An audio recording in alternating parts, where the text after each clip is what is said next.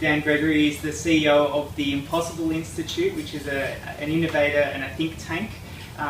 Dan, thanks so much for being with us today. Thanks, Josh. Now, tell us a little bit about the Impossible Institute here at Possible 2014.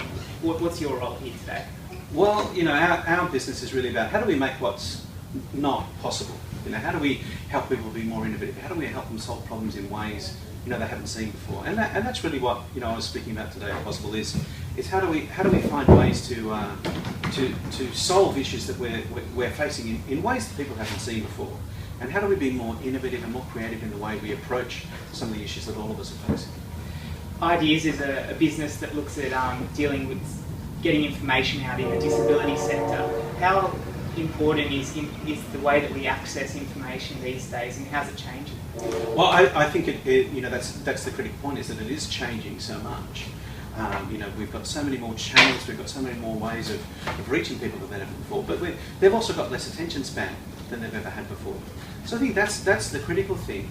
Having said that, you know, the most fundamental kind of communication that human beings have, and that is stories, are still incredibly relevant. You know, a story is essentially the way of condensing the most amount of value and information into a really portable form.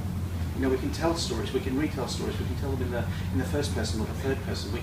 We can tweet a story now, we can share it on Facebook, and I think that's what's becoming critical, is that our capacity to use stories to share information is more important than ever before.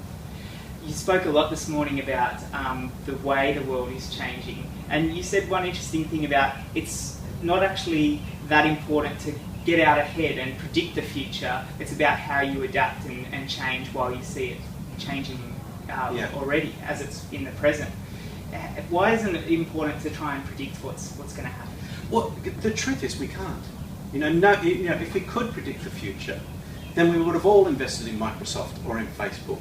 But very few of us actually did. So, you know, Alan Kay, who was one of the fellows at Apple, said the best way to predict the future is to invent it. And I think that's very true. I think that's what the opportunity is today. And, you know, one of the things I talked about today was the fact that we're living in an age of logarithmic change. So that the time it takes to change is getting shorter and shorter and shorter.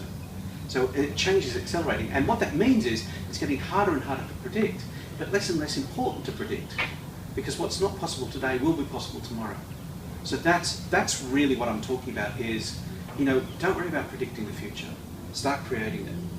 And in the disability sector, how have you've come through a lot of careers through stand-up comedy and other avenues as well. How have you come to look at work in the disability sector?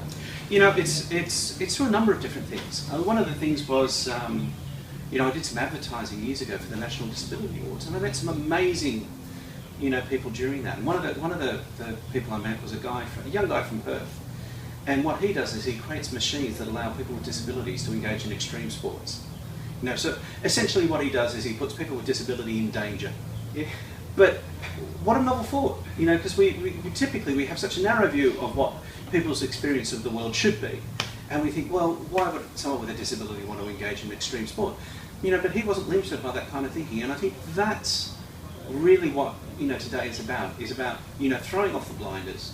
You know, forgetting about, well, this is the way things are supposed to be, forgetting about that, and saying, how could they be? What might they be like?